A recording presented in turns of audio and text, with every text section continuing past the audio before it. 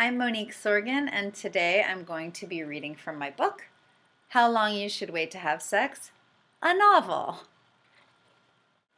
I guess this is the part of the evening where we begin to share the intimate details of our personalities, I reveal, inducing yet another one of his endearing laughs. I didn't think I could become more intrigued, and yet I just did. How to explain? Okay, so you know how I do PR for a living, right? Yeah. Well, as a birthday gift to myself, I decided to throw myself a party consisting of me, my friend Lacey over there in that tight-fitting dress, and a whole bunch of guys that I have never met before, sent by my friends as possible long-term romantic partners for me. So wait, it's your birthday? Yes. I mean, no, not until tomorrow, or midnight, so like an hour from now.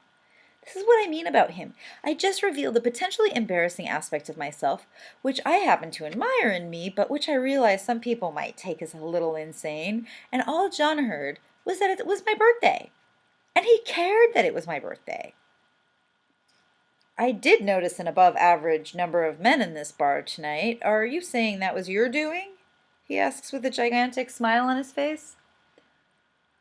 I would guess so. Sorry.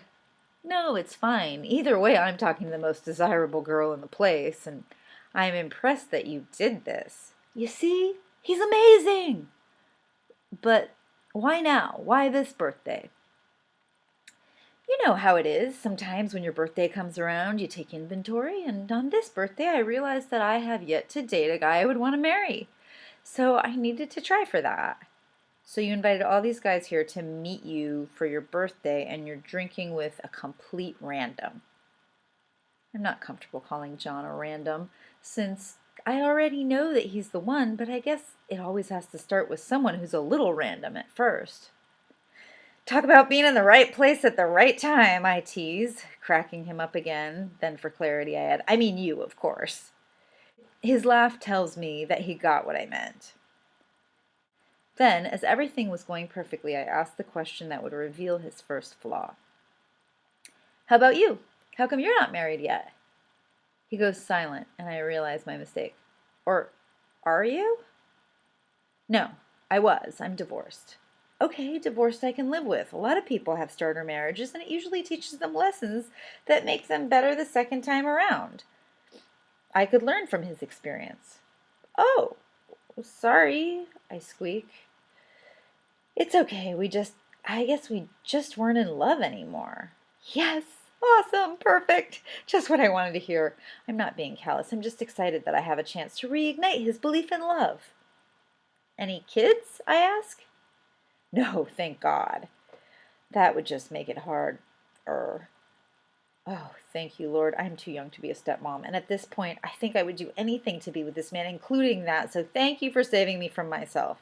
Now, let's just hope that he hasn't been so burned that he's sworn off marriage. Would you ever do it again? Get married? Definitely. I loved being married. I had my best friend right there all the time to do stuff with. Why wouldn't I want that again? Ding, ding, ding, jackpot! That's exactly how I picture marriage, I say empathetically, although really I'm going with that tone because I'm trying not to seem too eager or obvious. Like your best friends. Yeah, we had it all. He gets pensive and maybe a little nostalgic for a moment. I wish the conversation hadn't taken this turn. But then he surprises me again by snapping out of it, plastering that excited smile right back on his face where it belongs, and offering, "Do you want to see my favorite place in the whole city?" "And leave all my suitors to fend for themselves?" I quip mockingly. "Why do you think I'm trying to get you out of here so fast?" he muses, as he holds out his hand to help me off my bar stool. "You really have nothing to worry about, though. I was supposed to wear purple, remember? These guys have no way of knowing I was me. They probably think I didn't even show up. But I like your initiative." We both giggle as I take his hand and dismount from the bar. Touching his hand sends a warm excitement through my body. Man, it's been a long time since I've touched a man romantically. I check his face to see if he feels it too. He's still smiling sweetly, so I'll take that as a yes. I should probably tell Lacey I'm leaving.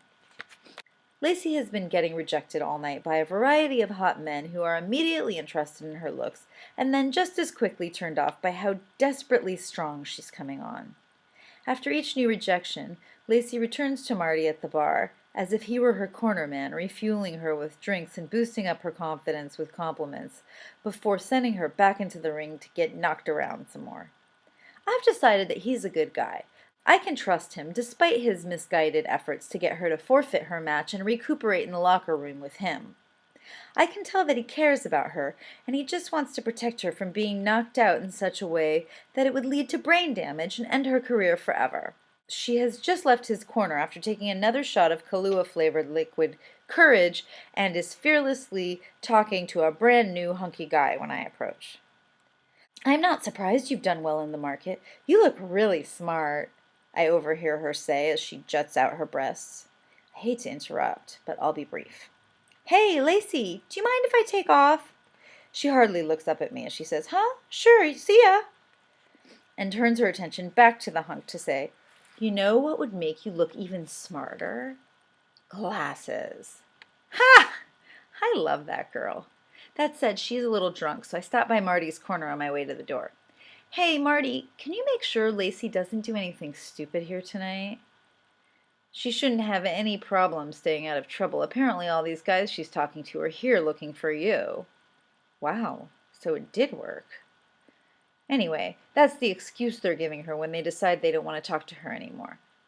Really? It's going that bad? I just wish she realized how much she has to offer. She's gorgeous. She's funny, even though most of her jokes are completely unintentional. Right? I interject. Sometimes I think I'm the only one who gets how hilarious she is. Yeah, Lacey's got everything going for her. She just doesn't realize it. I hate that about her. I laugh despite myself. "Don't worry," he finishes. "I won't let her have sex with anyone until she's 100% sober." Adding at the last minute, "including me." He thinks about it. "Yeah, that would be gross. Yuck." Then realizing how obviously he considered it, "It's fun to think about though, right?" "Thank you, Marty. You are a really good guy. I appreciate that." "Hey, and congratulations on your master plan working out. Lacey told me about it. That was a really crazy idea," he says, jovially adding, "You're not sane." "Thanks, I think." I seriously enjoy this guy. I laugh and we share a warm goodbye as I leave the bar where history has now been made to go outside where John is already waiting for me. Mission accomplished. Feeling good. Someday I'll tell my grandkids about this night. Well, that's the end of chapter 5. Tune in next week for chapter 6.